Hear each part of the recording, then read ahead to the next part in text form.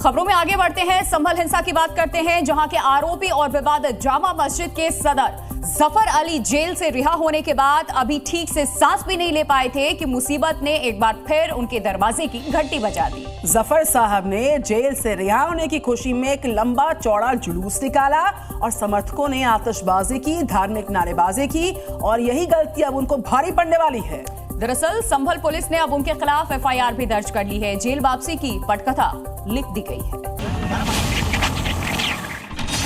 जुलूस निकालकर फंस गए जफर।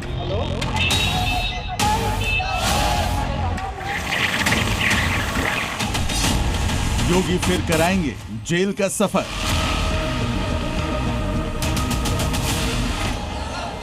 संभल हिंसा के आरोपी और जामा मस्जिद के सदर जफर अली के जेल से रिहा होने के बाद की गई ये शोशेबाजी आप भूले नहीं होंगे। मुरादाबाद से संभल तक जफर अली ने अपने समर्थकों के साथ 42 किलोमीटर लंबा जुलूस निकाला था।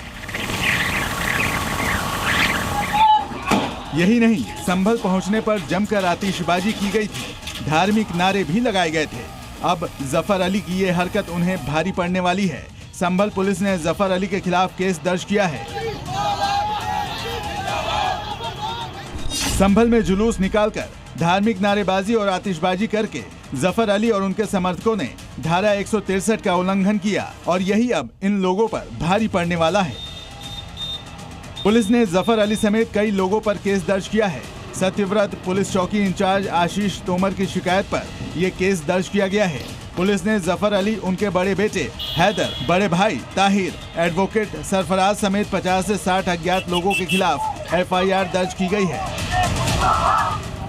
किसी भी प्रकार का इस तरह के कोई कृत्य जिससे सामाजिक सद्भाव बिगड़ सकता है और ये बहुत अत्यधिक संवेदनशील जिला है, यहाँ पे किसी प्रकार कोई कृत्य ये ऑब्जेक्शनेबल है। इन्हीं को देखते हुए, मद्देनजर रखते हुए एफआईआर रजिस्टर किया गया है। प्रॉपर इन्वेस्टिगेट किया जाएगा। सारी सीसीटीवी फुटेज वगैरह को हम लोग कलेक्ट करेंगे और आवश्यक कार्रवाई की जाएगी। पुलिस अधिकारियों ने इस बात को भी साफ किया कि वीडियो फुटेज में दिख रहे लोगों की पहचान कर उनके खिलाफ भी कार्रवाई की जाएगी। जफर अली को इसी साल 23 मार्च को संभल हिंसा में भीड़ को भड़काने के आरोप में गिरफ्तार किया गया था। उस पर भीड़ को भड़काने का आरोप है। हाल ही में चंदौसी एमपी एमएलए कोर्ट से उसे जमानत मिली थी। संभल से जी मीडिया के लिए सुनील सिंह की रिपोर्ट। और अब आप देख लीजिए देश की राजधानी दिल्ली से आ रही बड़ी खबरें।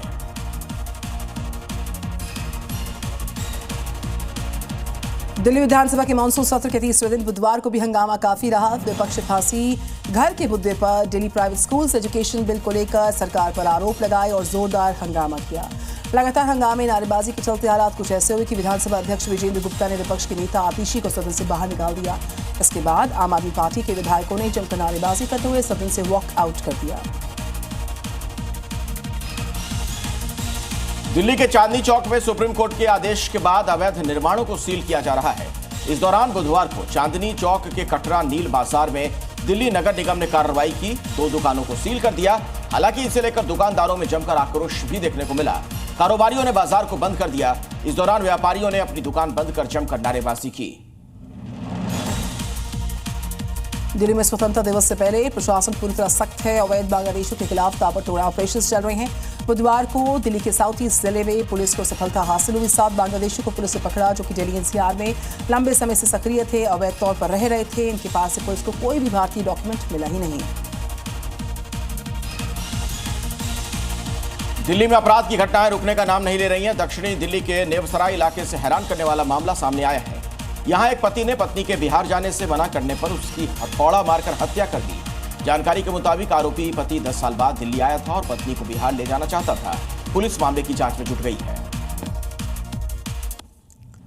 दिल्ली के कई इलाकों में बरसात के बीच सड़कों का हाल बहुत ही खराब है। उत्तर पूर्वी दिल्ली के करावल नगर में आप देख सकते हैं तस्वीरें। सोनिया विहार की सड़क करीब 10 साल से जर्जर अवस्था में ऐसे ही नजर आ रही है। आने जाने वालों को बहुत चुनौतियों का सामना करना पड़ रहा है।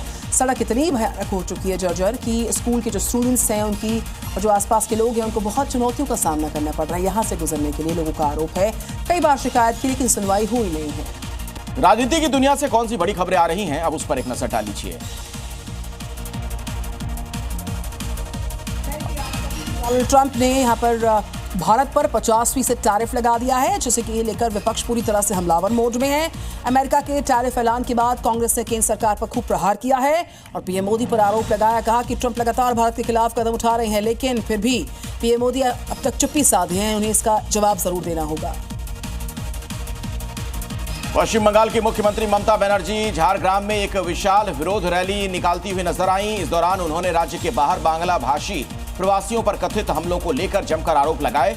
बीजेपी पर बिहार में एसआईआर प्रक्रिया के दौरान बंगाली लोगों को परेशान करने का भी आरोप लगाया। सीएम ममता ने निशाना साधते हुए कहा कि अगर कोई बांग्ला भाषा बोलता है उसे बांग्लादेशी क्यों समझा जा रहा है। महाराष्ट्र के उप मुख्यमंत्री एकनाथ शिंदे ने दिल्ली दौरे में प्रधानमंत्री मोदी से मुलाकात की है। इस मौके पर शिंदे ने पीएम मोदी को विशेष फोटो भेंट की। प्रधानमंत्री मोदी से मुलाकात का उनका पूरा परिवार मौजूद रहा, लेकिन उसके बाद उन्होंने जमकर हमला भी बोला है और राहुल गांधी को भी निशाने पर लिया गया। तो वहीं डेप्यूटी सीएम शिंदे ने यहाँ पर जो सांसद हैं उनके साथ गृह मंत्री अमित शाह से भी मुलाकात की है। यूपी के सीएम योगी आदित्यनाथ आज संभल दौरे पर करीब 550 करोड़ की विकास परियोजनाओं का लोकार्पण और शिलान्यास करेंगे। इस दौरान सीएम योगी तीर्थ विजन डॉक्यूमेंट का प्रेजेंटेशन भी देखेंगे, जिसमें जिले के सांस्कृतिक और धार्मिक महत्व से जुड़े स्थलों के संरक्षण और विकास की रूपरेखा प्रस्तुत की जाएगी। तो वहीं बिहार चुनाव से पहले जहां एक तरफ एसआईआर को लेकर घमासान छिड़ चुका है, तो वहीं दूसरी तरफ इस बीच आरजेडी नेता तेजस्वी यादव को चुनाव आयोग ने फिर से नोटिस चस्पा कर दिया है। तेजस्वी से उनके बताए गए जो एपिक कार्ड है उसकी मूल प्रति मांगी गई, जिसके माध्यम से चुनाव आयोग ये जांच कर पाएगा कि दूसरा एपिक कार्ड कैसे जारी करेंगे और कैसे जारी हुआ है, माफ कीजिएगा। हालांकि दूसरी तरफ आरजेडी ने कहा कि पहले इलेक्शन कमीशन जवाब दे कि जो नाम काटे गए उनकी जो बूथवार सूची है वो है कहाँ।